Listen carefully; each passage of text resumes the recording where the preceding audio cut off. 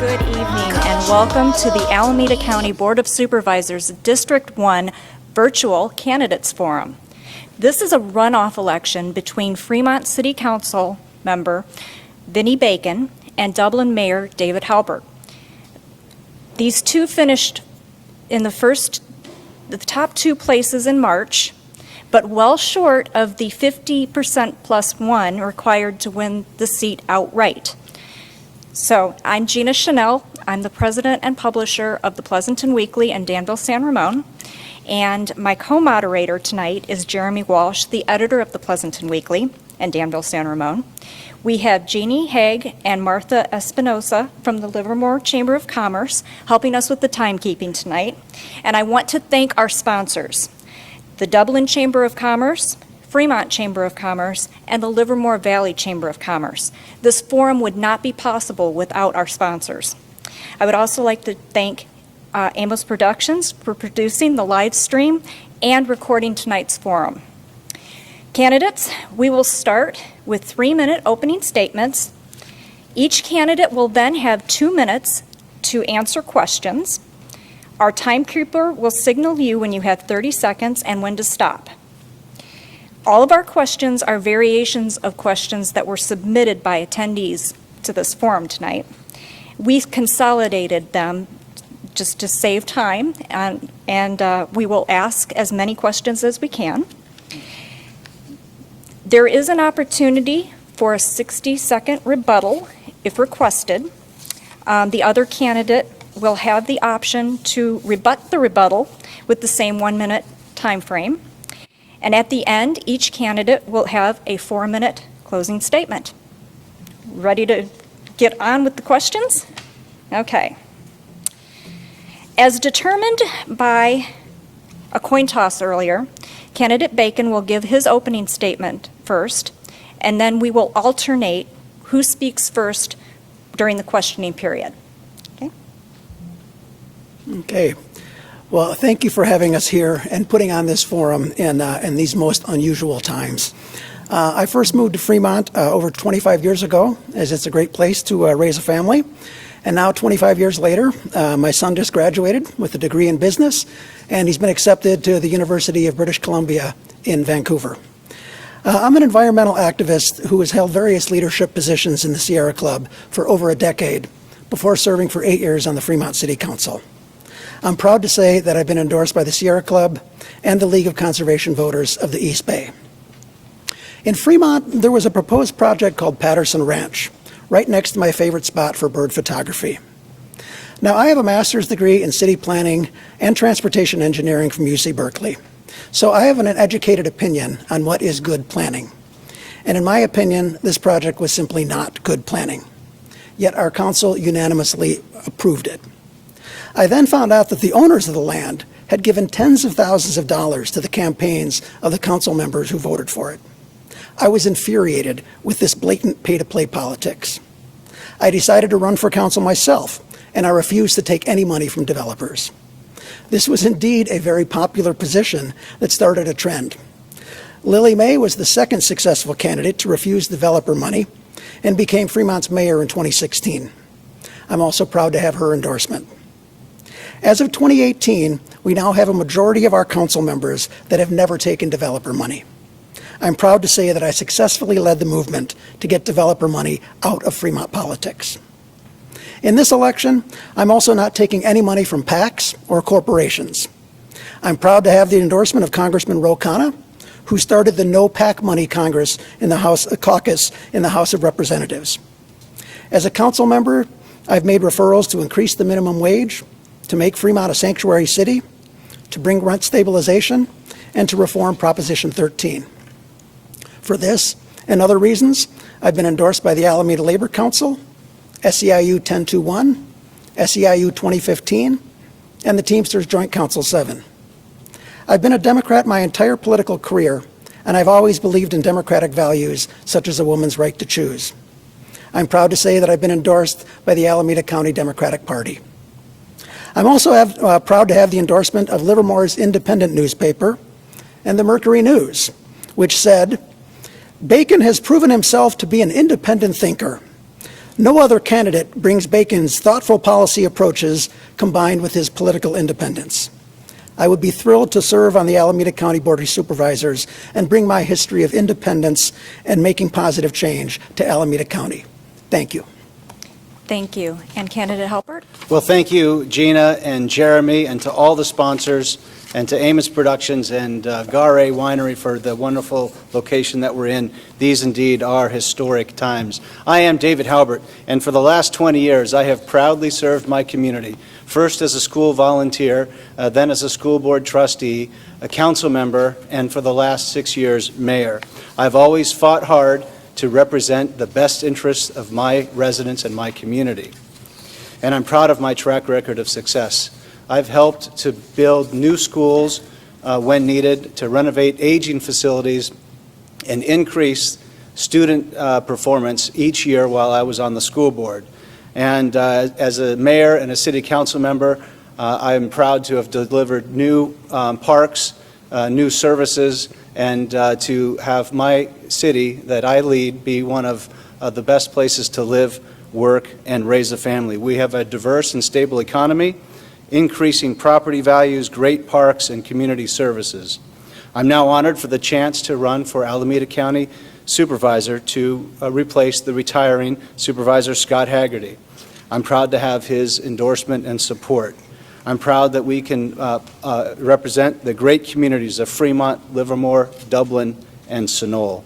Alameda County faces many challenges, especially as we all struggle through the COVID-19 pandemic. But even without this pandemic, we faced immense struggles of homelessness, increasing traffic gridlock, rising crime rates, all of which threaten our quality of life. The supervisor position is an incredibly important one. It's critical, and we need someone with the leadership experience and the proven leadership experience to find the solutions that are best for our community and to fight hard for the resources that we need, our fair share resources in District 1, to implement those solutions. I'm the only candidate with 18 years of experience, including both mayoral and school board. I'm the only candidate who's already served on county-wide commissions alongside fellow supervisors. I'm the only candidate that's supported by people on both sides of the political aisle, including county supervisors, many Alameda County mayors and council members, and a long list of community supporters. They know and trust my proven track record of successful community leadership. They know that I'll put partisan politics aside and simply do the right things to put the residents of our community first. Tonight, we'll have a chance to listen and discuss the important issues that matter most to the residents of District 1. You'll see stark differences in the candidates and why so many others have decided to support me. I'm grateful for all of their support, and I would be honored to earn your vote. Thank you. Thank you. Now we will move on to questions. Again, as a reminder, you'll have 2 minutes to answer. Our timekeeper will signal you when you have 30 seconds remaining. You can request a rebuttal. Just make that known. And we're going to start with candidate Haubert. Candidate, how do you describe the Board of Supervisors' role in the county's COVID-19 health guidelines and restrictions? Do you support the work and decisions of the county's public health officer, first Dr. Erica Pan and now Dr. Nicholas Moss? And what changes would you advocate for?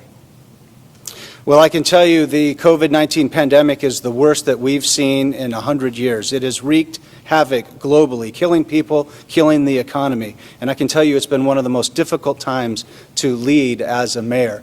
I can tell you that I share the view of my fellow mayors around the country, around Alameda County, that this is very difficult. And here in Alameda County, I would say it's no different. As mayor, I've already taken action, and I took action very early, even before the state of California issued shelter-in-place orders. I made the tough decision to cancel St. Patrick's Day activities, not a very popular or easy decision. I worked with our city staff to make sure that people could work remotely from home, and so we kept our city moving smoothly. I listened to the county and state health officials as they issued executive order after executive order, and I worked with our community to translate what that meant into the real world, into the business community, into our parks and services, and what community residents had to do to keep us healthy and safe, to socially distance, to wear a mask, to wash hands frequently and often. I added people with disabilities onto our Meals on Wheels services because they were homebound and couldn't get out to eat. I worked hard to collect and redistribute PPE from very generous community organizations and community members. We're so blessed to have great community members and organizations, and then redistributed that PPE to people that needed the most. And finally, one of the most important things I did was help to stand up one of the first and only testing centers in the Tri-Valley in partnership with Stanford Valley Care so that everyone could get tested and without cost. I continue to participate with weekly phone calls by the County Office of Health Administrator. These phone calls are open to all elected officials. They are open free of charge, and it's one of the best ways to keep in touch. And it's also free. When it comes to COVID-19, I don't just talk the talk, I walk the walk, but I notice that I haven't seen my opponent on any one of those calls. Thank you.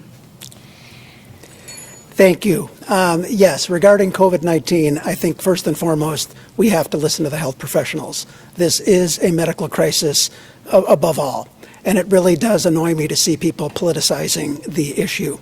I'm very proud of the health professionals that made the rather bold decision at the time to implement a shelter-in-place in Alameda County. Again, it seemed a little too much, but it turned out it was exactly what we needed. My impression of COVID and the economy is quite simple. We need to solve COVID before we get the economy going. If COVID is still out there as it is, rebounding to nearly 50,000 cases a day as we're seeing right now, the economy will not rebound. In Fremont, I am very proud of the work we did. We did a testing facility. Due to cost, though, we could not keep it going for up until today, but we have do continue to do testing, spot testing in places like nursing homes, and we're doing testing for healthcare professionals and first responders. I'm glad that we did an eviction moratorium because I am really worried about the economic impacts of COVID. The number of people who are now unemployed and are going to have trouble keeping their rent going or keeping their mortgage going, it's likely going to be a difficult time for many. So I'm glad that we did the eviction moratorium, and I'm glad that the Board of Supervisors even kept that going even more. We also did at the City of Fremont, we also did allowed our people to do remote working, and I'm very proud of the fact that in our budget, what we did was we said that we would not lay off anybody. The services that our city employees are providing is critical. We had to dip into the reserves to do it, but we did it. I would just close in saying that I am extremely disappointed with the national response that's coming from our president. Clearly, if you look at the countries of Spain and Italy, they had some of the worst problems, and yet they managed to resolve it. Unfortunately, in our country, we haven't done the same, and we're almost back to square one. Thank you. Okay. Thank you. Well, we're going to stay on that topic because the next question, we had several audience members submitting on this topic. And we'll start with candidate Bacon. How do you feel about businesses reopening? How would you like to see the county government aid and protect the many businesses and residents who have been so negatively impacted financially by this pandemic? Mm-hmm. I would just repeat what I said before. If we don't get COVID resolved, we don't get the economy resolved. I think it's that simple. I think we have to take whatever measures are necessary, including masks, continued shelter in place, and obviously all of the standard, remote working when possible, shelter in place, social distancing, masks, etc. We have to get COVID under control.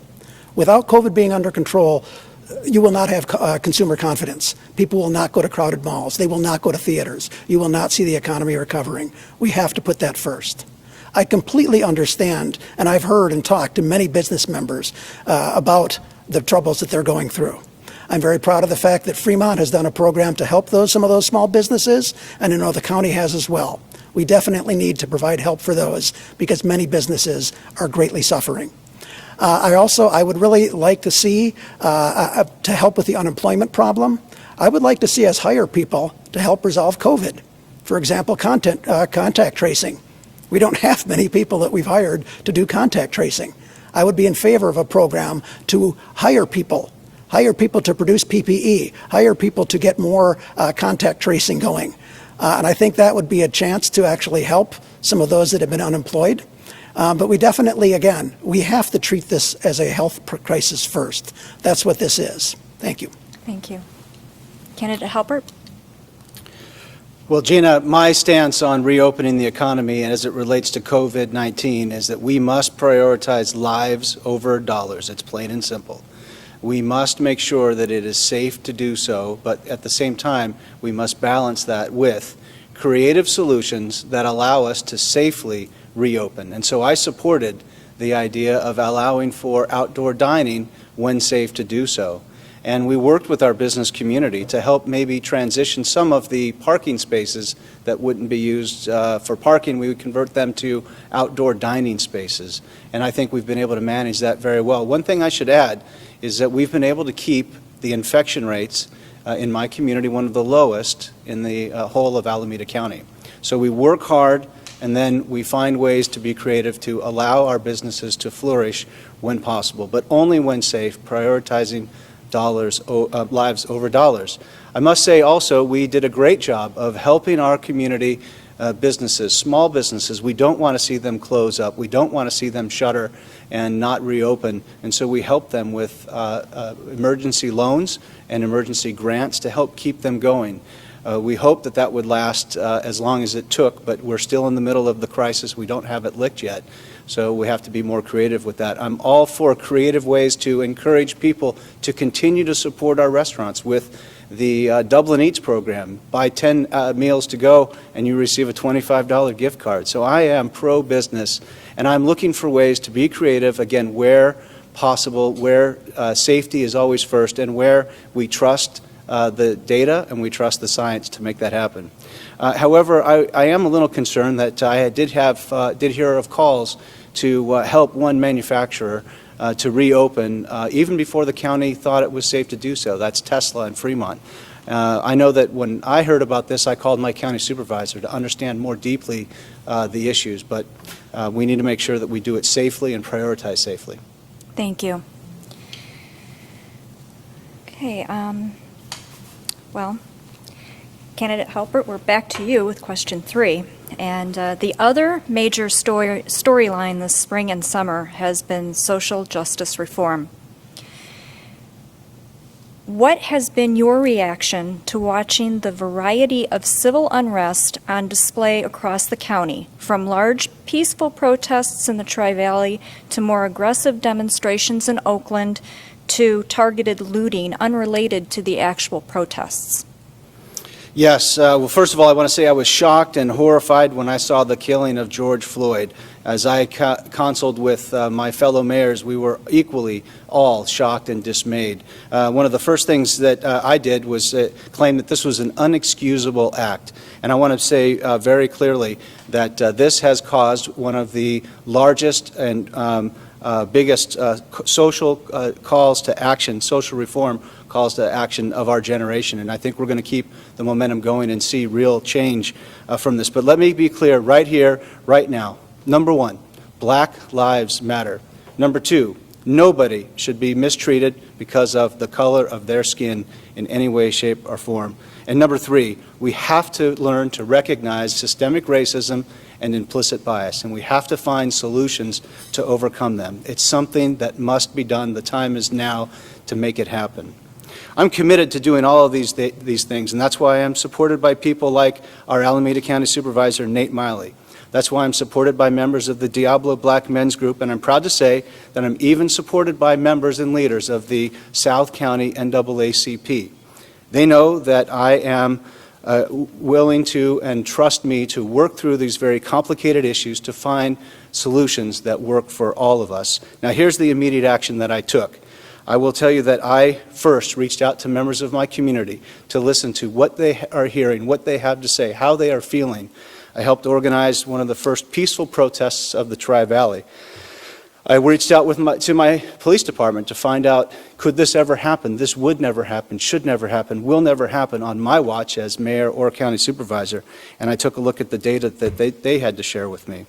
And I had follow-up conversations with the community. I had follow-up conversations with our city council. I'm proud to say that we are creating a subcommittee of the council and a task force within the community to help get to the bottom of all of these very important things that we need to change. Thank you. Candidate Bacon? Thank you. Yes, first, I do have to acknowledge Black Lives Matter, and I was very proud to read the resolution acknowledging that Black Lives Matter at our city council meeting. I think the first thing we have to do in looking at this is acknowledge that there is systemic racism. We are a country that started with slaves. Obviously, even with the Civil War and the Civil Rights Movement, things have not been resolved. The black unemployment rate is typically double that of the national unemployment rate. Black men are far more likely to be incarcerated and to die in the hands of police than their white counterparts. Clearly, this is an issue where we need systemic change to address systemic racism. I want to address what happened in Fremont. A number of people suggested defunding the police, so I think it's appropriate to address that issue. My understanding of that is that we need to look at possibly allocating some resources from our police officers, from our armed officers, towards other services like mental health services and so other social services. I think, as I acknowledged to the many people who called up and talked, this requires huge changes to the way we do policing. I am all for considering those changes to truly address the systemic problems that we see. However, this is something that's going to require a lot of research. One of the things I've called for is actually trying to determine what kind of calls the police are getting and what kind of personnel is appropriate to handle that call. Is it better that a mental health professional went instead of a police officer? I think those are the kind of discussions we need to have. But I am committed to making significant changes, and I am committed to doing the work needed to make those changes. Because again, we're talking about major changes. It's going to require a lot of research, and I truly think we need participatory budgeting. We need to involve the community. And as far as the looting goes, I will say I think that was something that was different than the protests. So, thank you. Okay, thank you. That, if I could, we have rebuttal Yeah, opportunities. 1 minute. So I want to just say that in addition to talking about systemic changes, I've also made the pledge that as supervisor in the first 100 days of my office, I will work for more and better training of our police officers. I will review all use of force protocols. I will fight for more support for the district attorney's restorative justice and court diversion programs.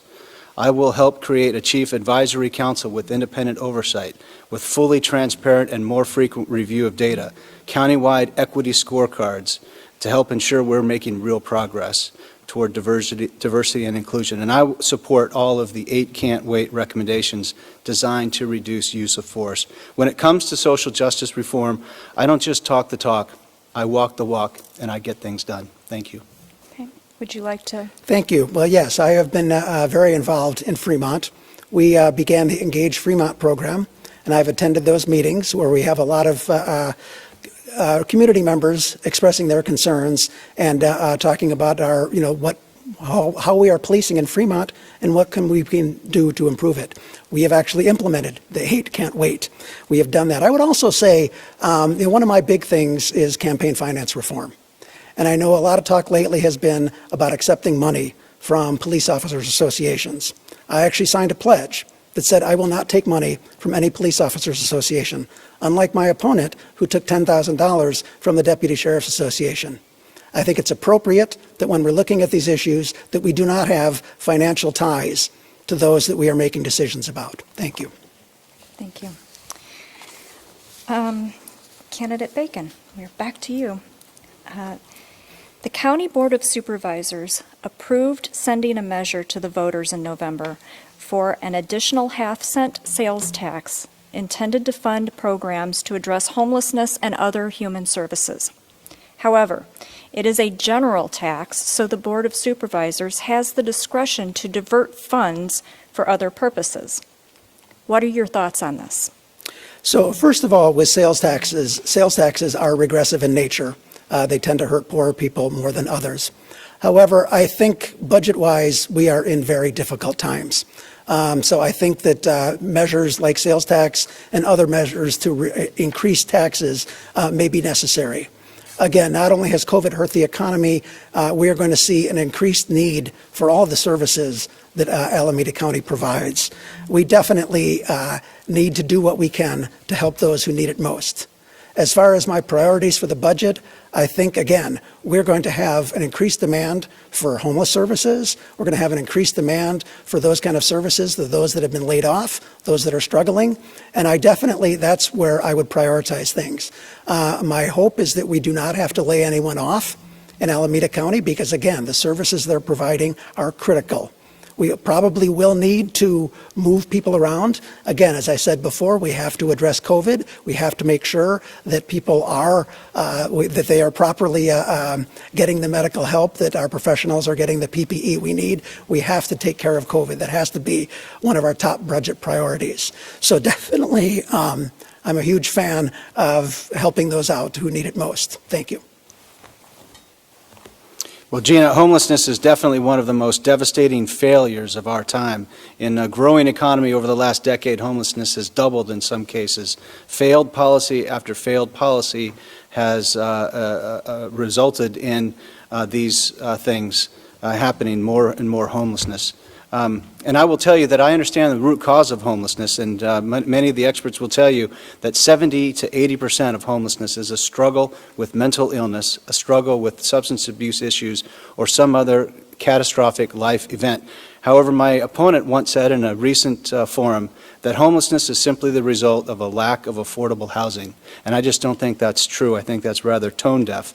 People need the treatment that they need to get back on their feet and to be healthy. I will also tell you that this is something that I have continued to walk the walk on. My heart breaks for the poor and the homeless when I visit them at the Arroyo encampment in Livermore, some people living in a tent for over 2 years. That's why I worked to open Valor Crossings in the city of Dublin 4 years ago. We didn't just come to this homelessness solution. We did this 4 years ago. Homeless veterans now off the street, given treatment and services that they need to get back on their feet. And that's why we opened Emerald Vista with child care and after-school care to serve families of low income. And I'm willing to do much, much more. We have to keep our foot on the pedal with homelessness. We have to find more creative solutions.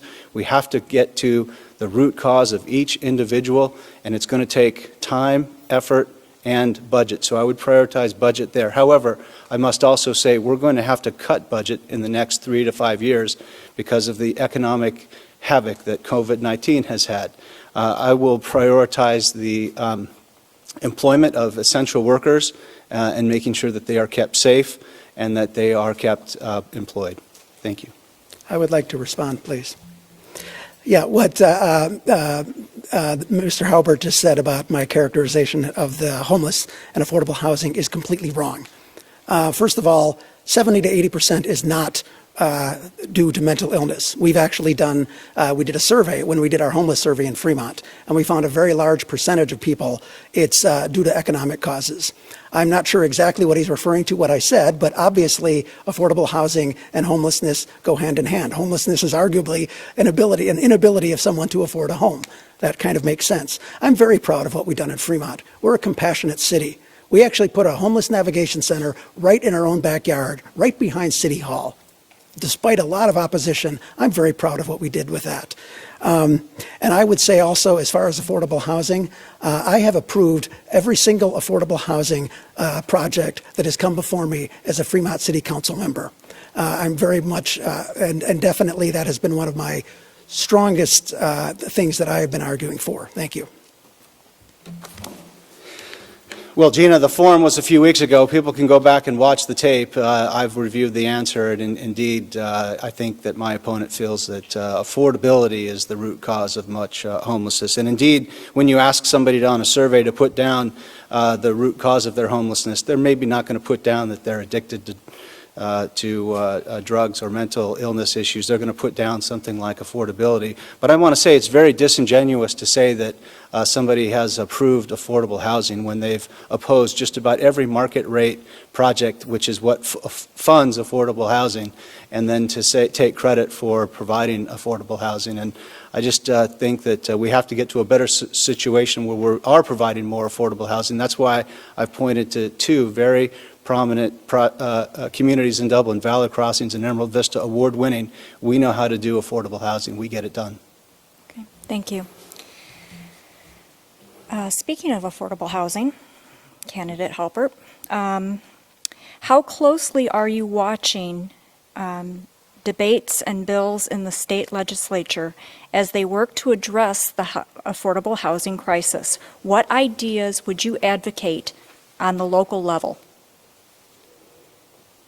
Well, I do not support some of the state recommended solutions which take away local control. And I will tell you that I think our community is a very good example where local control can work very well. We've added to the housing stock. We've added a strong balance of both market rate and affordable housing. We've done it in a very planned way. And I will tell you that I'm very, very proud of the communities that we build in my community. My opponent here just, I think, can't get his story straight on affordable housing. He says he supports affordable housing. He says he wants new developments to be 50% affordable. Now, that's a good soundbite, but in 8 years in office, with over 250 meetings, he's not once brought together an idea to council to require developers to build 50% affordable. It's a great soundbite. And it seems like a spectacular, unsuccessful record of not getting anything done with regard to affordable housing. When you turn down every market rate project, which is what is used to fund affordable housing, and then to take credit for producing affordable housing, just doesn't seem to be right to me. What would you do to advocate on a local level? People should go to their city council. They should demand affordable housing. They should provide for inclusionary housing. They should provide for getting it done. That's what we do in Dublin. Okay, thank you. Candidate Baker. Thank you. A lot to address here. First of all, market rate housing, there's a nexus study. When you build market rate housing, you end up needing more affordable housing. The in lieu fees that we get from most affordable housing simply doesn't cover it. And yes, I have opposed many market rate housing projects in Fremont, usually because there's a huge load of residents that do not want that project. Mayor Haubert is dead wrong when he says that Dublin has provided adequate affordable housing. I have the numbers right in front of me. They've done 551% of market rate housing, and I can't even tell. The graph is so small. It's something like probably 5 or 10% of affordable housing. That's simply, you're not providing adequate affordable housing. And again, the in lieu fees, they just don't cut it. I have argued in many instances, for example, at the Warm Springs development, the developer wanted to put in only 13.4% affordable housing. Our Human Relations Commission said no. It should be, and our Planning Commission said no. It should be at least 15% or more. I'd also like to shift quickly into when you asked about the bills. I was a strong opponent of Senate Bill 50 because I felt that it's the attitude that I think the mayor, and obviously what he's put forth in Dublin, is the idea of just building more and more market rate housing, and that somehow that'll solve the problem. Somehow building, $1.5 million townhomes will somehow trickle down to those who truly need the housing. The bottom line is we are simply not providing enough affordable housing. I've done what I can as a Fremont City Council member. Yes, I'm only one. And I have argued in many of our retreats and meetings that we need more affordable housing. Yes, you're right that I have not gotten a majority, but I have been fighting for it the best I can. And I also have to say some of the bills that are coming out of the state, I'm very proud to be associated with a group called the California's CALE, C-A-L-E, California's, it's a group associated with the League of California Cities that is opposing things like SB 50. And the bottom line is, if those bills come forth, they first have to address affordable housing front and center. Thank you. Well, listen, Gina, when you say that we don't do enough for affordable housing, I'd like you to ask the people at Valor Crossings and Emerald Vista and Camellia Place and the other various locations that we have hundreds and hundreds of affordable housing units placed.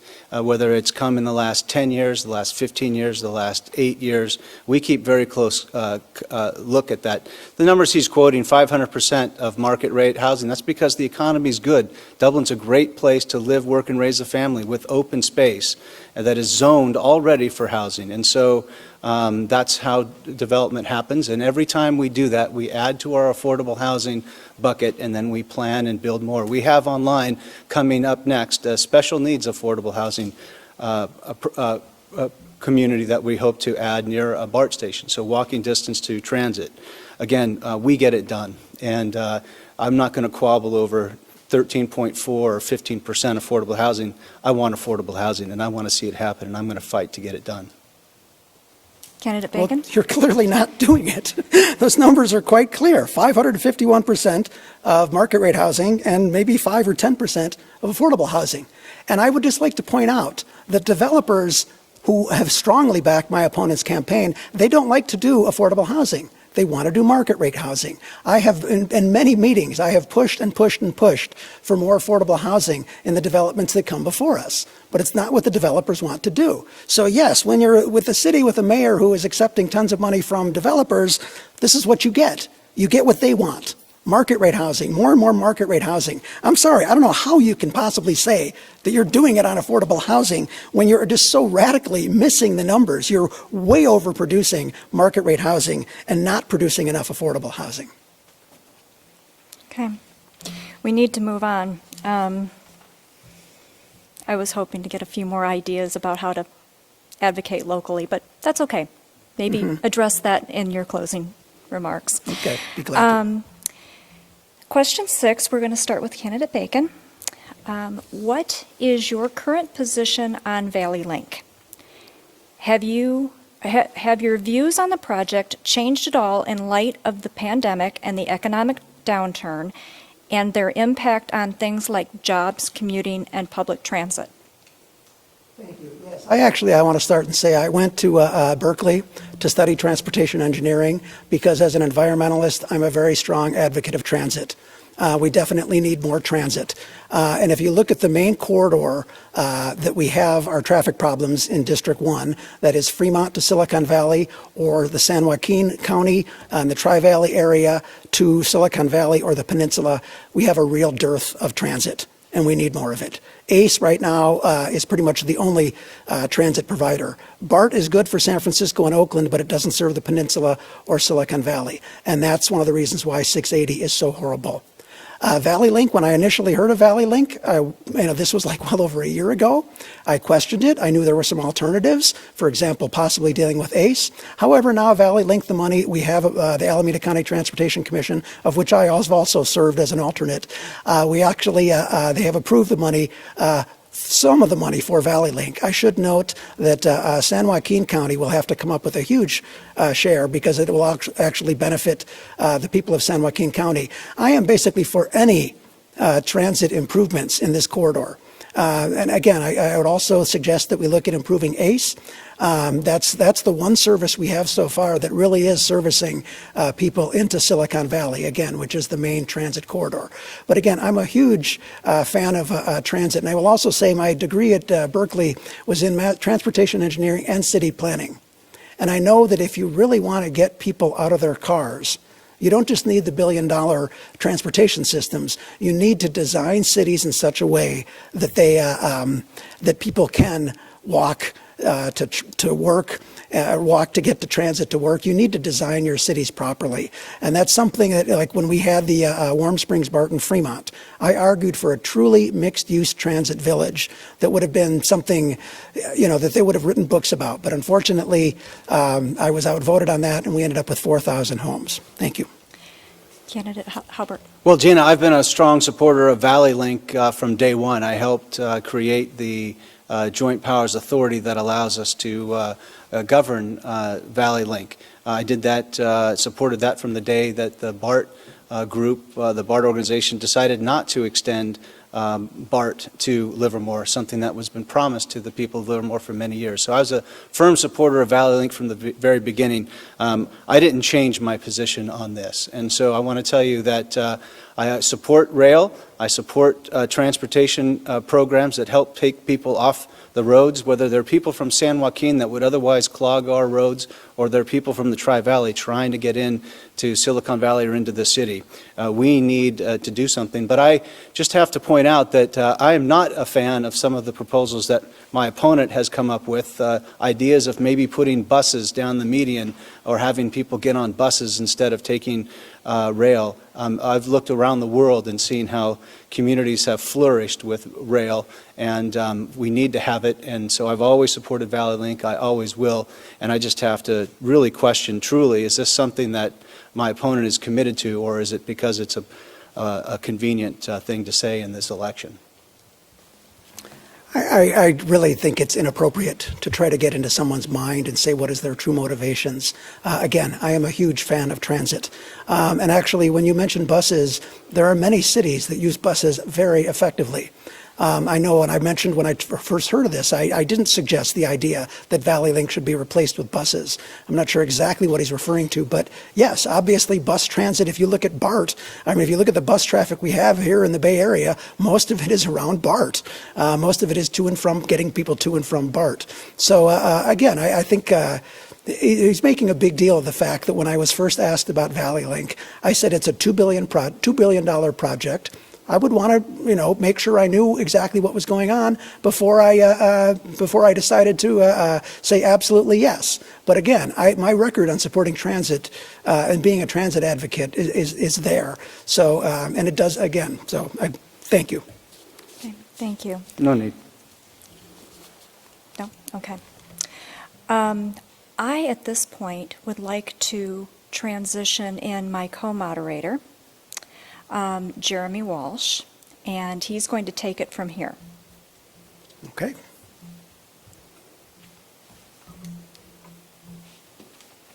Welcome, Jeremy. Thank you. Good evening. As Gina said, I'm Jeremy Walsh, editor of the Pleasanton Weekly and the moderator for the second half of tonight's forum. There are so many rural properties and wildland areas throughout District 1. Just look around us this evening. Wildfire season is upon us. How can the Board of Supervisors support fire protection and prevention efforts in District 1, starting with candidate Haubert?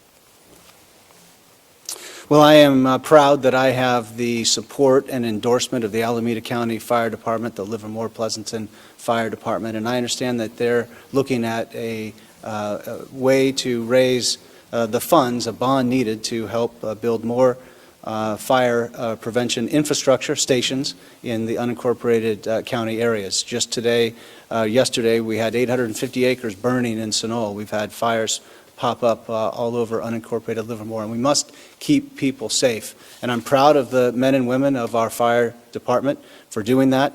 The way in which we can help continue to do that is vegetation programs, cleaning and clearing vegetation, and working with our agriculture industry to do that and have a thriving agriculture business in Livermore, which I absolutely support. And I'm also grateful to have the support of the agriculture industry here in District 1. Having strong ag helps prevent forest fires and helps maintain the quality of our environment. But I absolutely support the men and women of our fire department. I absolutely support more infrastructure for them and doing what it takes to keep us safe and fire-free. All right. Vinnie Bacon. Yes, definitely. I think some standard measures such as vegetation management and doing what we can. And again, I will go back to my comment about the budget of the city of Fremont. I was adamant that we do not reduce firefighters. And we did have a number of people who suggested that we solve our economic issues by letting a number of people go. And fire is a perfect example of some of the services that we absolutely need. I will say, as a member of the East Bay Community Energy Authority, we recently looked a lot at what was going on with PG&E. And I've actually signed on to the proposal by Mayor Sam Liccardo of San Jose to basically make PG&E a public entity. I think what they've done is largely irresponsible, and definitely a number of the fires that we've seen have been caused by power lines. And I think it's just absurd that here we are in the 21st century, and we're basically, looking at rolling blackouts because PG&E can't properly maintain a grid system that doesn't start fires. So absolutely, I think we need to look at putting that in public hands, and then possibly, I think we have a better chance if it's a public entity. Financially, the numbers just work out for us as far as if it is a public entity. And also, I think we have much more control to put safety first if we, again, control what's going on there. Thank you. Jeremy, I just have to say that I, again, need to just make sure that my opponent has his facts straight. He was a member of the East Bay Community Energy Group, but he missed 60% of the meetings and was replaced. And now he's an alternate to that group, but alternates don't attend all meetings or vote. And I don't see how you can take credit for the East Bay Community Energy's hard work when you're not the one doing it, or when you miss the meetings when they occur. So I just have to say that as supervisor, I will attend all of the meetings that I'm entrusted to attend, and I will vote accordingly. And he's also made reference to the receipt of campaign contributions. I'm going to make it very clear.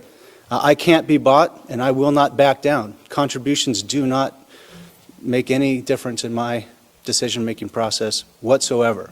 But what I will do is participate, I will show up for meetings, and I will make things happen.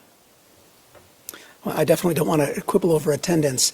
I was very involved with East Bay Community Energy before it was even an entity. I worked with the local Clean Power Alliance and with Fremont staff to actually help get it going. And yes, I was the primary member, and then Lily May took over as the formal member. I don't want to quibble over attendance. But since he brings up finance, I really think it's absurd to we're supposed to trust people. That why, it's kind of like advertising. Why do people advertise? Why do people dump tons of money into advertising? Because they know it works. Why do all sorts of developers, real estate interests, et cetera, donate to a candidate? Because they know they are buying influence. And again, we're just supposed to trust the person that they're taking all this money, but it doesn't affect them. I'm sorry, I don't buy it. I know for my part, when I have someone who's donated a lot to me, I will vote the right way, but it does have an influence on you, and I think to deny that is just wrong. Well, maybe we will touch on campaign fundraising a little bit more at this stage, starting with Vinnie Bacon. How are you approaching campaign fundraising for this season? You both have touched on it, but explain a little more. Are you accepting campaign contributions from labor organizations such as police or teachers unions, developers, or big corporations? So in my career, again, as I noted in my intro, I began in 2008 by saying I will not accept developer money. As a local council member, developers are the main people who are either trying to buy your influence. We don't deal with the military-industrial complex or a big pharma or any of that. But that was the first thing, as I said, no developer money. I did take maybe 2 or 3 contributions from labor unions early on, I don't think I've ever taken money from another PAC besides that. For this election, I did decide that I am not taking any PAC money. And I will say with labor, that was a difficult decision. I'm basically following Congressman Ro Khanna, who said basically no PACs. With labor, I do think that is not a special interest. I think those donations largely come from individuals and are funneled into a PAC. But I did make the pledge not to take PAC money. Also, I'm not taking any corporate money. And I can tell you, I've run the numbers. There's a ton of corporate money going into this election. And I think it's just wrong to take it. And I really think it just reflects everything that's wrong with our political system, that we have people trying to buy influence. And I think the one thing I love about this issue is it's not a Democrat or a left-right issue. Everybody understands the importance of having clean money candidates. And what I'm trying to do is really change the nature of politics and change that fact that people buy their way into office. And it really makes it impossible for a number of candidates to get elected. People with really good ideas, they simply can't compete with big money. And it's just wrong. And I'm sorry, that's what I have been fighting for all through my political career. And that's what I'm hoping today. I am the clean money candidate. I'm the only one in this race that doesn't take developer money, that doesn't take corporate money, and that doesn't take PAC money. And again, I am very proud to be pro-labor. I am very proud to be pro-environment. But unfortunately for me, I'm not taking money from any labor union PACs or from the Sierra Club. David Haubert. Well, Jeremy, I said it before, I'll say it again. The bottom line here is that I cannot be bought, and I will not back down. And my track record over the last 18 years will prove that. I'm proud to have a wide base of support, people from all walks of life, firefighters, bus drivers, laborers, realtors, doctors, lawyers, small business owners, and yes, even law enforcement and home builders. They all support me. They all deserve a voice, and I appreciate their support. For the last 18 years, I've made my decisions based solely on the merits of a situation and nothing else. And that's what I will continue to do as Alameda County Supervisor. But I'm sorry if my opponent just can't seem to trust himself to not sell out. I know I never have. But hey, it's pretty easy when my opponent wants to trump up this clean money thing. It's pretty easy when you self-fund and you rely on family money to fund nearly $150,000 of your own family's money, then you don't have to fundraise. And I wish I could do that, but I can't. So campaign finance rules are very clear. They're made for a reason. I follow all of these rules, and unlike my opponent, I follow all the rules. He just doesn't think that these rules apply to him. That's why he's been fined thousands of dollars by the Fair Political Practices Commission for campaign finance violations. He has to self-fund because he just can't trust himself. And I will tell you that the bottom line here is he's creating clean money as a distraction. The bottom line is I can't be bought. I will not back down. I'm trying to win this election. My opponent is trying to buy it. Well, to claim that it's a distraction, I'm sorry. When I talk with voters, it's very clear to them. They see the developer money rolling in, and they see the projects getting approved throughout Dublin. I've seen it in Fremont. It's very, there's no distraction. And yes, it is very sad. I'm not a rich person. It's very hard for me to put money into this campaign myself, but I have no option. Against all the money that has been going into this campaign, I would be slaughtered. And that's the way he would prefer it. He would prefer to have the big money interests win. And then the little guy, the actual resident, doesn't get, the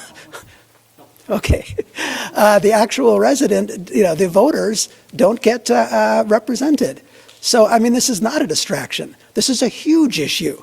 And again, I've talked to people all throughout the Bay Area, and we're seeing it on a national level. Again, more and more people are really upset about this issue. And it boggles me that you say it's a distraction when it is actually one of the most important issues when I talk to voters. Jeremy, it's a distraction from his past actions. He's broken the rules. He's been fined for it. I don't know if we still even know the extent of maybe other rules that have been broken. We'll find out throughout the course of the campaign. But I will tell you, the distraction isn't from clean money or contributions. It's from him not following the rules. I've said it before. I'll say it again. We deserve a lawmaker, not a lawbreaker. And that's what I will be, somebody that follows all the rules. If we want to change campaign finance laws, then why don't you run for Sacramento or federal government positions? But the bottom line is I follow all the rules. I play by all the rules. They never, ever buy my vote. I can look at the project after project, and you can follow my voting record. It's very clear. I vote the merits of a project, not based on any contributions whatsoever. All right, thank you. This next question, we will start with David Haubert. Measure D, I did want to talk about agriculture before our conversation got a little derailed or distracted, one might say, with a tangent there on wildfire protection off into campaign fundraising. Measure D, which voters approved in 2000, prevents growth in a 250,000 acre unincorporated area except for services that support agriculture. However, property owners have had major challenges expanding agriculture-related infrastructure and activities, such as buildings for operations, housing for their growing family or housing for farm workers. How do you propose to address these, what many call unintended consequences? Should the measure be expanded to include other types of structures that would support the vitality of the area, such as hotels to encourage tourism? Yes, well, I am a big supporter of Measure D. I know it was created to limit growth, but also to support what we need to maintain as a vital and burgeoning agriculture industry. And there's lots of root causes of tourism. Here in the Tri-Valley area, Livermore Valley wine country is a big one, and also the ag industries that we have out here. I think what you described as the unintended consequences are exactly some of the things that we're seeing here. I think that there are discrepancies over the interpretations of Measure D, and there's also discussions about how to get out of this. What I will tell you is we have to make progress. We have to have the hard conversations. We have to hammer it out, and I'm somebody that is willing to do that. I'm not going to stall. I'm not going to drag feet. We're going to get it done. How exactly that looks, I don't know. I always keep an open mind. I always listen to both sides. I never am swayed by special interests, and I will make the right decision for the people of Alameda County and District 1 when the time comes. But I'm all for looking at different options. Vinnie Bacon. Yes, the Sierra Club was a very strong advocate and arguably the ones that put forth Measure D. Not surprisingly, as a Sierra Club activist, I am very much in favor of Measure D. You said it in your comments. This is an enormously beautiful area. We have to keep it that way. I began my political career because they wanted to put development next to one of my favorite open spaces, Coyote Hills Regional Park. So that's where I stand on open space. We have to preserve open space. As far as Measure D, though, I would be okay with looking at individual instances on a very surgical aspect and trying to understand if we can improve businesses in possibly and allowing some things. For the hotels you mentioned, that would actually not be in the open space. I was okay with the hotel that was proposed in downtown Livermore. I think it'll be great for business. I think it'll help downtown Livermore. That does not infringe on our open space, and I'm all for development like that. But again, as far as global changes, like changing the floor area ratio that is allowed in our open space, I would definitely not be in favor of that. I would want to look at things on a case-by-case basis and see if something really can help our business community out here in Livermore, then fine. We can actually look at changing that. But I am against blanket changes. Measure D was approved by the voters, and we have to respect that. And I also wanted to finally mention I was very proud to come out in opposing the huge solar arrays that we have up in North Livermore Valley. I actually visited with the landowner there, one of the landowners, and toured the area. And I don't think it's appropriate that we use, hundreds and hundreds of acres for solar panels. Again, on that one I'm a little conflicted because as an environmentalist, I know we need renewable energy, but there are other ways of getting it, and we don't need to destroy that beautiful open space to get more electric power. Thank you. Well, Jeremy, here again, I just have to point out that I would ask my opponent to just try to keep his story straight. In a recent candidate forum, and he can choose to forget about this, I don't know, but he said, and I quote, "I just don't want to make a blanket statement about that," referring to the large solar farms in Livermore. But that isn't what he told the Sierra Club weeks before when he put in his statement, "Solar is not an agricultural use, and these lands should not be used for solar." So I have to ask, which is it? He says he supports solar, part of the East Bay Energy group, but doesn't show up to meetings. And I would just say, listen to one person, a few residents, but didn't listen to the other side. I also listened to both sides, and I will tell you, I have grave concerns, and I may end up not supporting that project, but I'm going to keep an open mind until the EIR is released. I'm going to keep an open mind until we maybe do additional solar studies to find out where the best locations for solar are. I'm going to keep an open mind until it's time to make a decision and not meet with a few people and then make a decision because that's what my friends want me to do.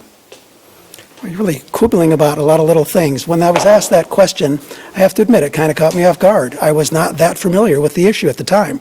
It was fairly new. And then I met with the property owners. I actually also talked with the applicant who was going to build the solar array.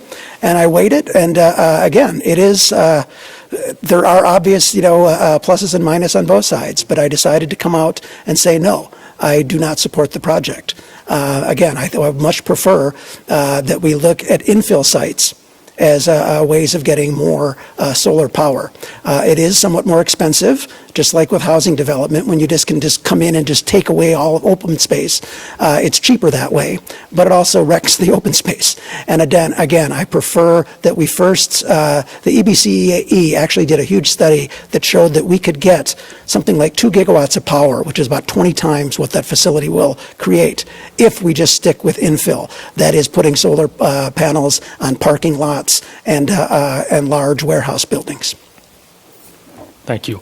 The next question, we will start with Vinnie Bacon, and let's shift a little bit south to Fremont. There are plans for major transportation projects in and around Fremont that include building the Irvington BART infill station, improvements at the Mission Boulevard I-680, I-80 connector, and completing the northbound I-680 express lanes. Do you support the completion of these projects? Will you advocate for those projects as a county supervisor? I'm sorry, Irvington BART 262, and there was one other one I missed. So Irvington BART infill station, the connector, the Mission Boulevard connector, and the express lanes, northbound. Okay, let me, again, as someone who has a degree in transportation, I'm definitely very interested in all these things. Irvington BART, definitely I am in favor of. Unfortunately, a lot of residents don't like it. I've actually, they're questioning why, but actually the money is there, at least it was, and we are going ahead with Irvington BART. I have argued, as I did with the Fremont Warm Spring Station, that we really need more mixed use. I've been an advocate that we modify our general plan so that mixed use development truly is mixed use. We need more commercial and we need more retail right there by Irvington BART. But it is coming. We have the money for it. I'm in favor of it. The 262, you're basically talking about putting a connector between 680 and 880 along Mission Boulevard. That one is more for auto traffic, but I definitely would advocate for that. I think that one is coming along. The express lanes, I did actually do a post about this. I am assuming you're talking about the ones on 880, but in general, no, I am not in favor of, well, it depends what you mean by express lanes. Nowadays, what they're calling them is hot lanes, high occupancy toll. So basically, people can pay their way onto the system. No, I'm not in favor of that. I think it should be high occupancy only. And I don't like what they call the Lexus lanes. And also on 880, I think it's just a joke that they're actually going forward with that, because I drive an electric vehicle, and I can tell you I don't get any benefit, or maybe a small benefit, from being able to drive in that lane. I don't think people are going to pay to actually drive in that lane. David Haubert. Well, Jeremy, Fremont suffers incredibly from what we call cut-through traffic, people driving from one side to the other to get to another location. And it's high time that we fix those problems. They've existed for quite a while, and they're not easy things to fix. And as a member, as a ongoing member who attends all meetings of the Alameda County Transportation Commission, I have supported all of those projects and will continue to support those and more for the good people of Fremont who deserve to be relieved of cut-through traffic.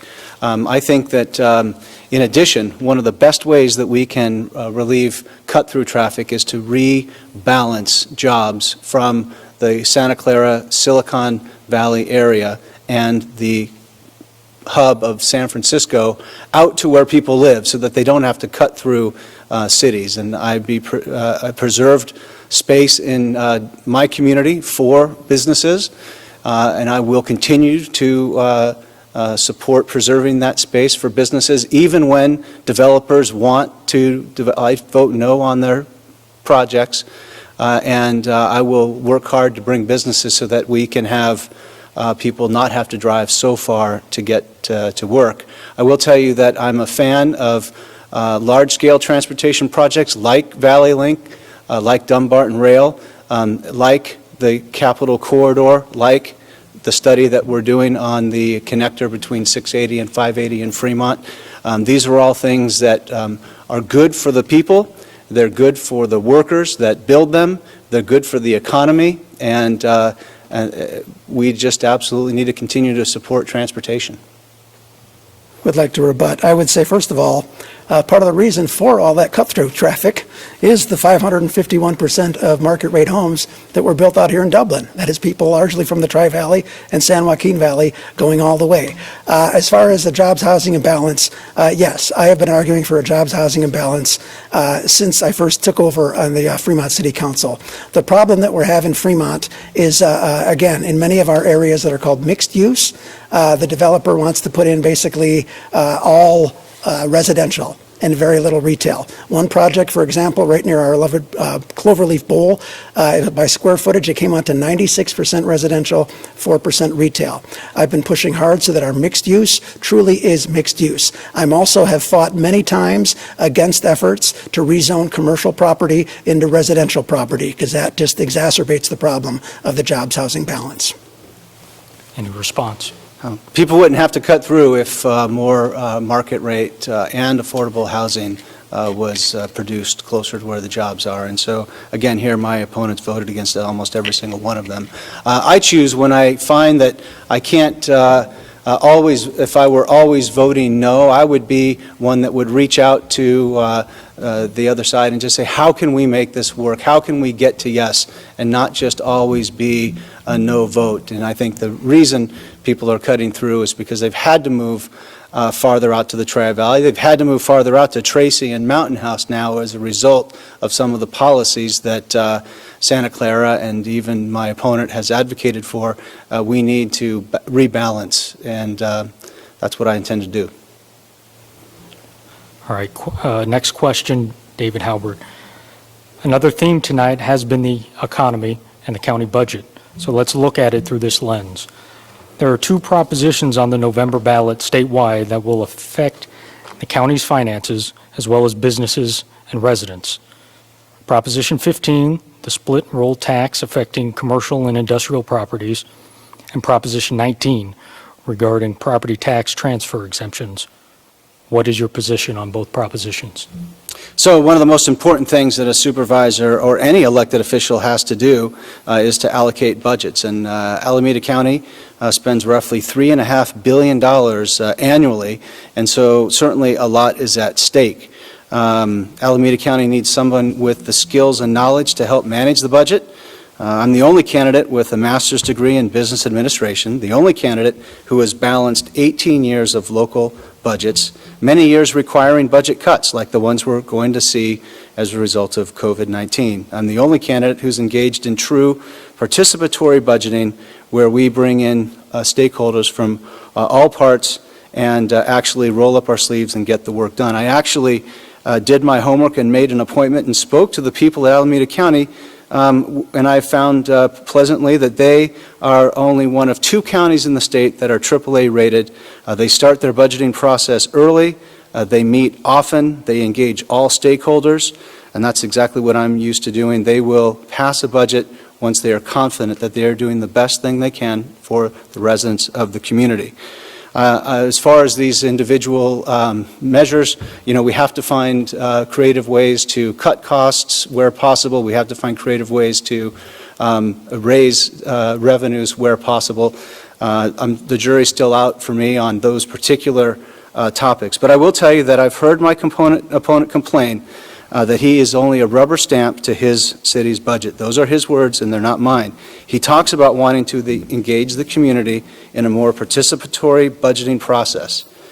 I've actually done that, and I think we need more than a rubber stamp. We need more than talk and complaints with no solutions.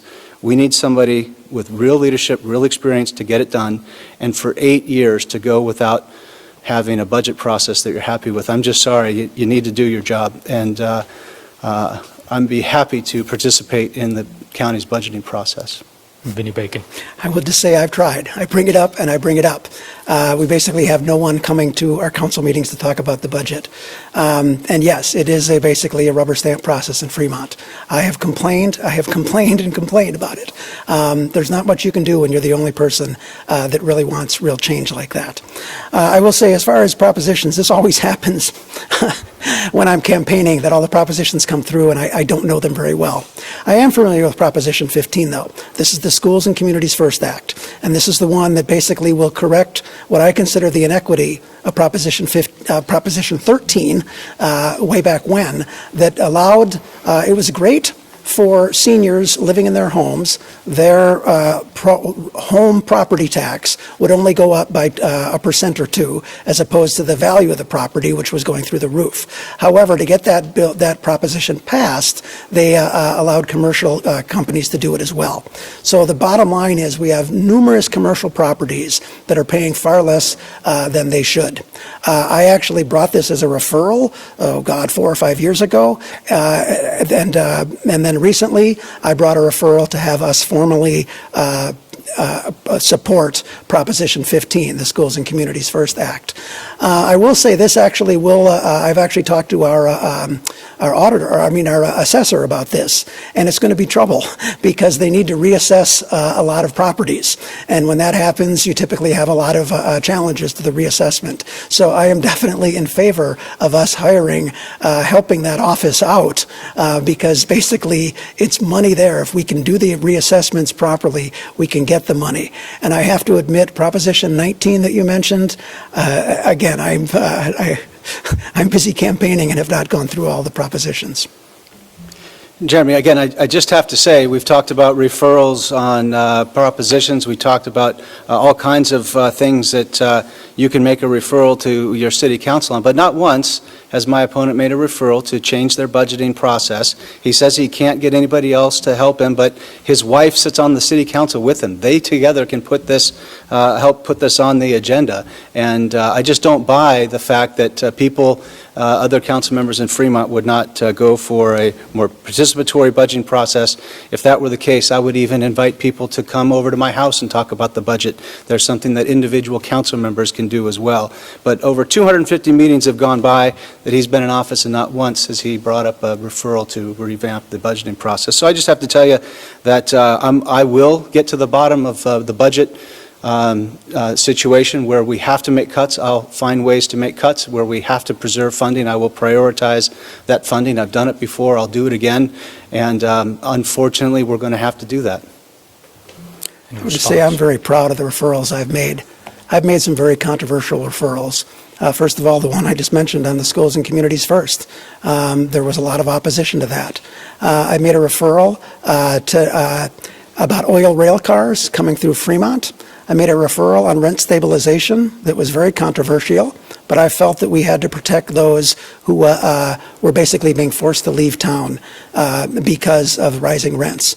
I made a referral on the minimum wage, because I respect those workers that are very struggling. Obviously, if they're making minimum wage, they're struggling. I've made referrals on that. I made a referral to make Fremont a sanctuary city. That was, again, very controversial, but I'm proud I did that. We're a compassionate city. Our Human Relations Commission recommended that unanimously, and that came to the Fremont City Council and was approved unanimously. That was something I'm very proud of, because we need to respect those who came here, and we need to respect everybody who is here. Thank you. All right, next question for you, Vinnie Bacon.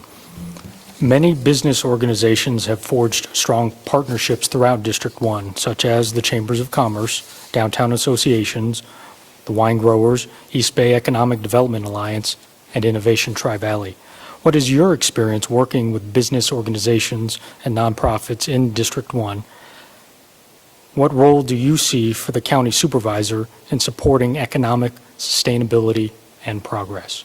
Yeah, I think definitely it's impossible to answer this question without first looking at the COVID crisis. And it's been a disaster for our small businesses. And I would definitely continue the programs we have to provide support and assistance for those, especially those facing evictions. Also, again, I would go back to the definition of mixed use. I think it's very important that we provide businesses with places that they can locate. If we're simply, taking those retail lands and moving them to elsewhere, or just eliminating them, it's not good for business. And again, I will also say I would go back to some of the bills that you mentioned that basically would come in and force housing on a lot of communities and force them to give up local control. I definitely think that it really hurts our commercial districts. I've worked a lot with local businesses over the years. I'm a huge fan of small businesses. I've done what I can to help favor them over large corporations. For example, in our minimum wage discussions that came up. But definitely, I've worked a lot with our local businesses, and I think that I'm not, to be frank, not that impressed with the economic development that's been done at the county level. I think that we need to do more in our unincorporated areas to promote commercial districts there. And finally, I'll just note one of the things I'll say. In Fremont, when NUMMI left, there was a lot of efforts to put in housing, to put in a ballpark, and I said no. We lost manufacturing jobs. We have to focus on bringing back manufacturing jobs. And I talked with Ro Khanna at the time, who was working at the Obama administration, who admitted, and I had to say, this is our national policy. We have to bring back those manufacturing jobs. And I'm glad that we finally did get Tesla, and we finally did get all those jobs, because that's obviously what spurs business, not more and more housing development. David Haubert. Jeremy, would you please repeat the question? Yes. Many business organizations have forged strong partnerships throughout District 1, such as the Chambers of Commerce, downtown associations, wine growers, East Bay Economic Development Alliance, and Innovation Tri-Valley. What is your experience working with business organizations in District 1?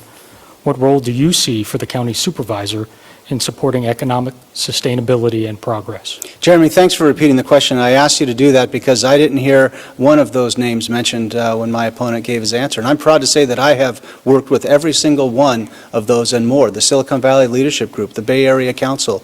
I'm a member of the East Bay EDA. I go to all of the Innovation Tri-Valley meetings, and I'll tell you that we've partnered with the cities in the Tri-Valley to create iGate. That's another example of an incubator that we promote, and I actively participate on my city's economic development subcommittee. So all of those groups you mentioned, I'm absolutely familiar with. In fact, I'm very pleased and very happy and very proud to announce that I've received the endorsement of the Fremont Chamber of Commerce Business for Better Government arm, their group that advocates and works with local electeds, and they are endorsing and supporting my campaign because they know that I will be good for business. I am a job creator, not a job killer, and I like to find opportunities and jobs for people as opposed to killing businesses and killing jobs. I will tell you that my record is pretty impeccable in that regard. Also, when we talk about moving businesses, I can tell you that we've actually done it in Dublin, and I'm very proud. One of the businesses relocated from Palo Alto to our community. The CEO has a large commute, but his people don't have to commute because they all already live out here. And so I work with the business community. I find their needs. I fill those needs and work with them to make business a priority. Any response? All right, we're coming down to the home stretch here. Second to last question. And I believe we're starting with David Haubert. How will you look to include young adults into the conversation about growth and change and improvement in Alameda County? Yeah, that's a great question. And I'll tell you, as a school board leader, I would visit classrooms. Even as mayor, I would visit classrooms. And I can tell you, I am so proud, even in our middle school and high school and even younger students, they are so bright and they are so worldly these days. And they listen a lot at the dinner table, I think, and they learn a lot, and they have these questions. I think engaging young people is one of the best things that we can do. I tried to expand our Youth Advisory Commission, almost double in size because I saw the demand. My council didn't want to do that, and so I created the Mayor's Council, a group of high school students, and anybody can join as long as they're committed to doing good project work. And I work with them on an advisory basis, and I have helped them do all kinds of philanthropies and ways to help back and give to the community. And we have conversations about, and they have questions like, why is a project being developed? And I explain to them in many cases that these are projects that were planned years ago, that have zoning rights, that have the opportunity of the landowner who has rights to build. Again, something my opponent doesn't understand, because he comes back to this 500% development. That's because developers have rights in zoning, and when the economy's good, they want to build. And so I explain that to them, and once you explain it to people, they get it, they understand it. At the same time, when they don't have rights, we cool it down a bit. And I have reduced the number of homes that could have been built for projects that didn't make the standards. And so that's how things work. Property owners have property rights. Zoning is in place for just about every square inch. If you see an empty piece of land, it's got a plan for it. And so the plan was put out in the 90s, and now we're just finishing up that plan. I explained that to the students, and they get it. But we talked about participatory budgeting. I'm all about participatory government with our young people. All right, thank you. And Vinnie Bacon? Yes, I'm very happy to work with a lot of our youth. Especially what we're seeing lately is this very strong interest in getting into government, to getting on youth. Actually, the main person who was involved in my campaign, or not one of the main, but one of the ones, was only 13 years old.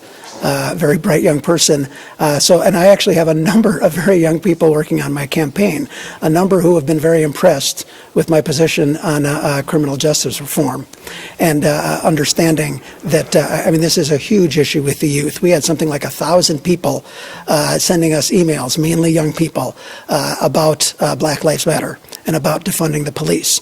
And I've had very long, I even had a youth Zoom hall where we had a number of people, and we really went over these issues, talking about the budget. I'm also very proud to support a number of young candidates, a lot of people getting their start in politics. I've been there helping them out.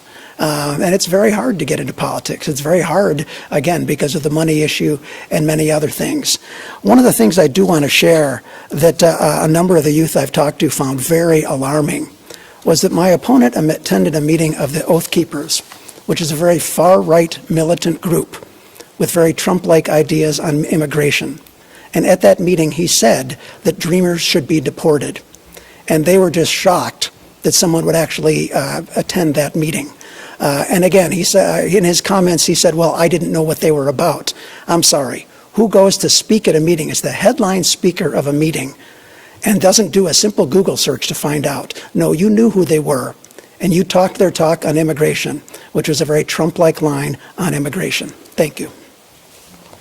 Well, Jeremy, I failed to do a Google search, I'll admit it, and did not know what the meeting was. It had been meeting in Dublin, and so I was invited, and I'm not afraid to meet with just about any group, and so I was able to meet with them. I do not think Dreamers should be deported, and I do think we need immigration reform. It's one of the reasons that I'm not registered in any party, and that I'm independent from both sides, because I don't agree with the party line of everything on the platform, and I won't just buy hook, line, and sinker what a political party is trying to put out. And so I disagree with many people on immigration. I support immigration reform. I want to see it happen. But again, that's not something that concerns us at this mayoral level or supervisor level. And I will tell you that I hope it gets done, and I want to work with the people here in our community. No, it is a concern to many people that you would attend that meeting. And again, from what the report, there was a reporter at this meeting, and from what it sounded like, you definitely agreed with their opinions on immigration. I do find you're saying that you're not a Republican somewhat disingenuous, because you were a Republican only a few years ago. And when it comes to positions like on immigration or on a woman's right to choose, you appear to have very Republican views.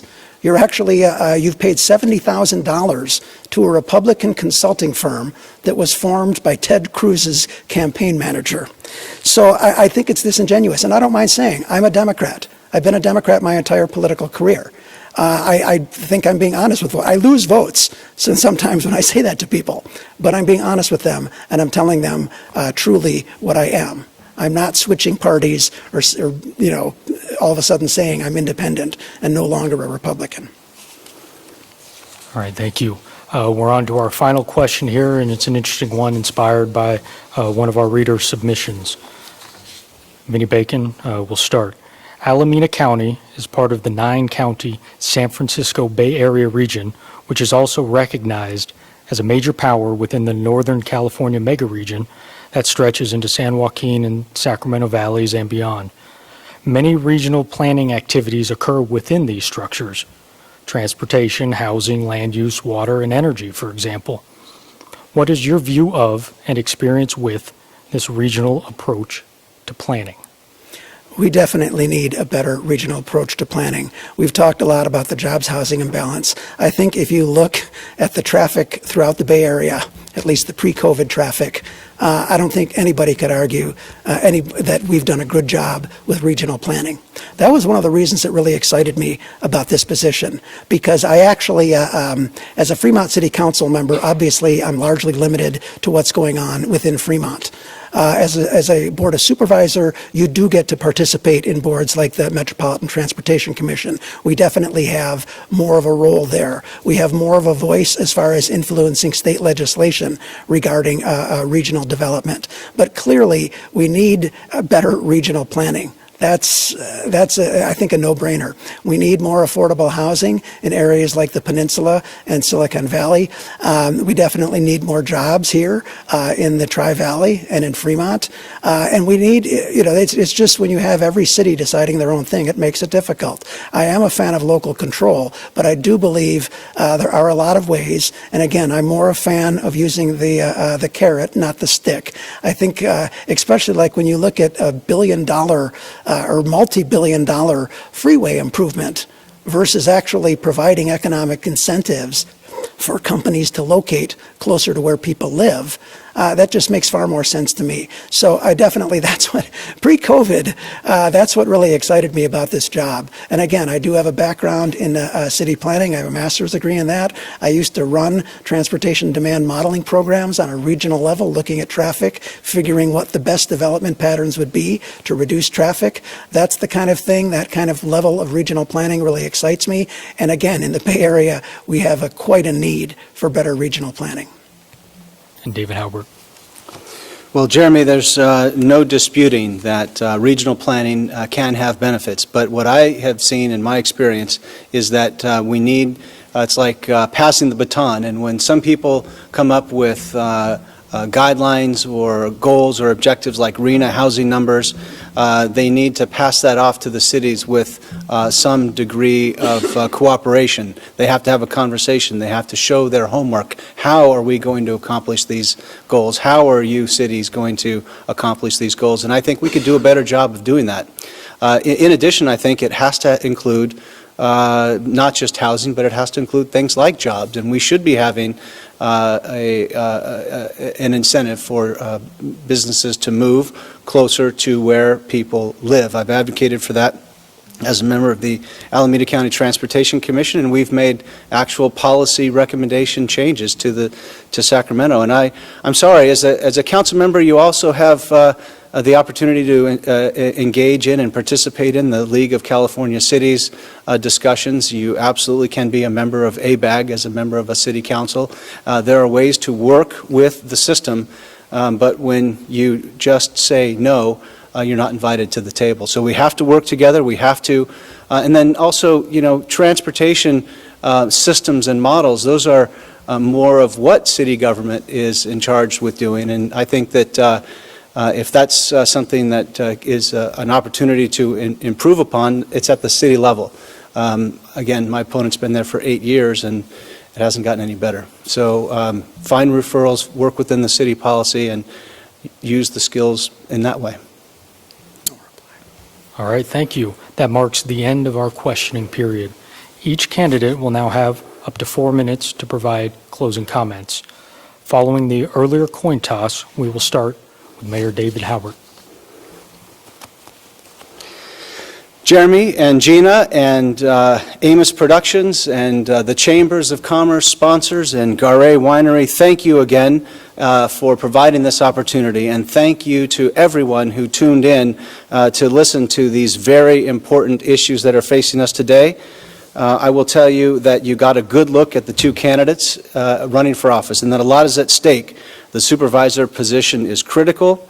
Overseeing a budget of $3.5 million each year, making decisions on all public services, regional policies, and large transportation projects.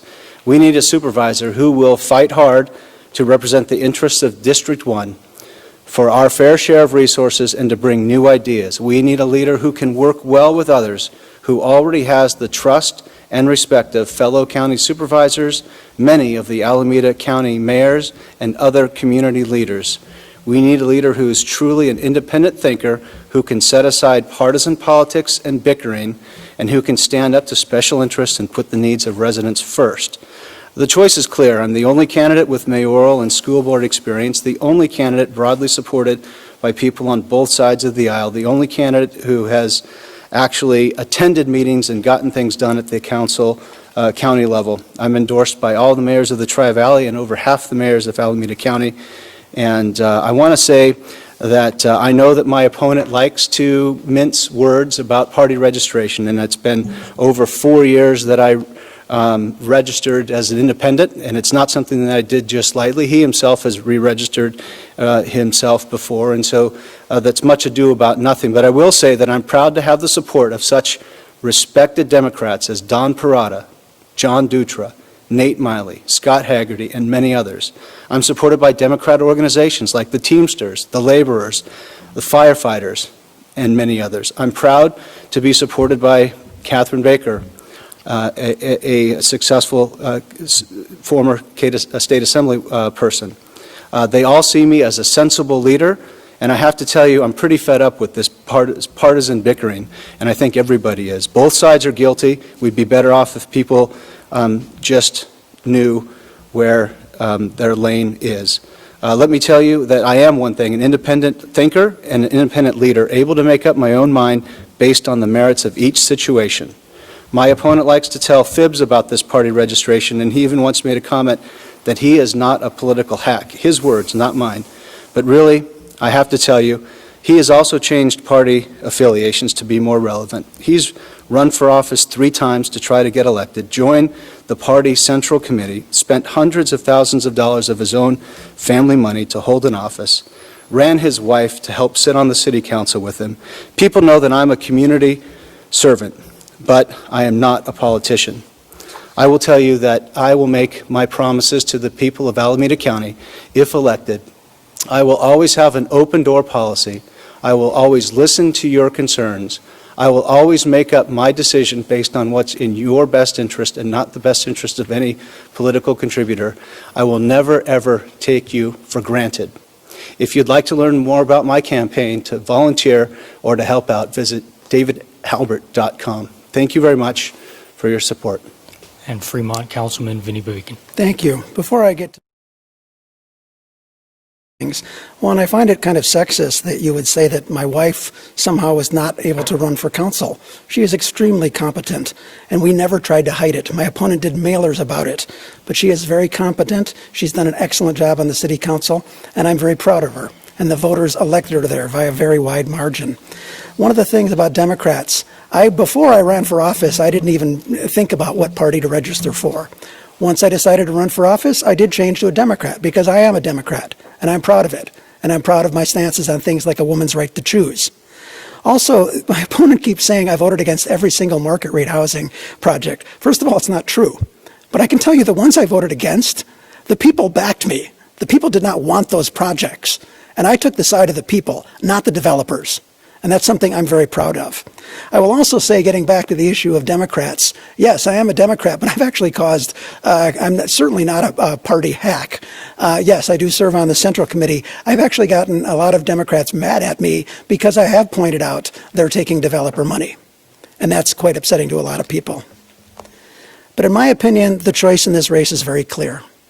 On the one hand, we have myself, someone who has never taken developer money, and who has been a consistent fighter against irresponsible development. versus someone who is taking lots of developer money. And under his watch as mayor and council member, Dublin has become the fastest growing city in California. The amount of money being poured into this race by special interests is staggering. My opponent has received the following so far: over $48,000 from the automotive industry, $45,000 from the construction industry, $44,000 from developers, and over $86,000 from real estate interests.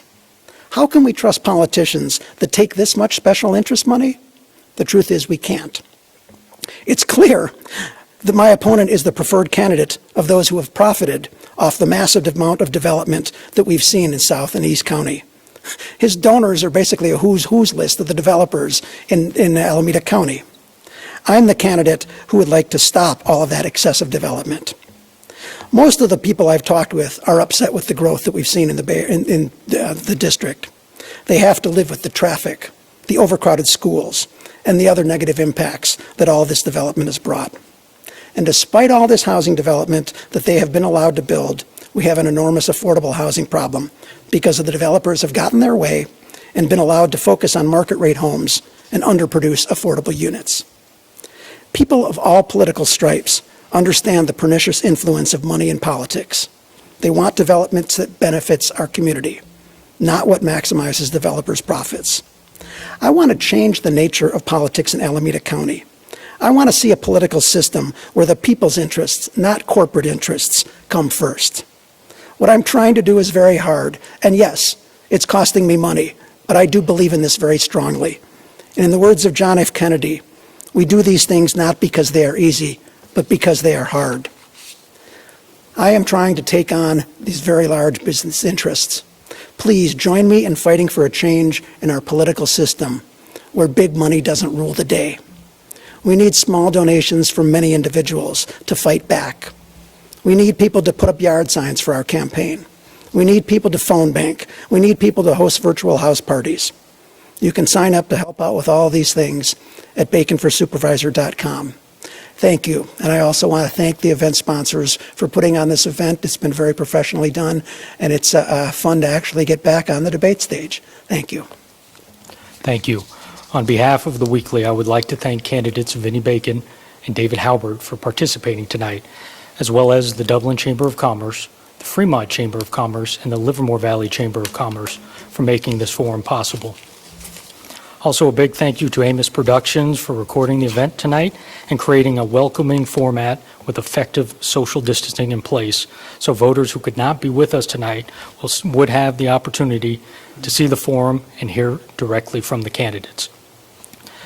The video link will be available on the Chamber's websites and PleasantonWeekly.com as soon as it becomes available. And to those watching, make sure you're registered to vote, learn about the candidates and issues, and then, most importantly, actually vote. Have a great evening.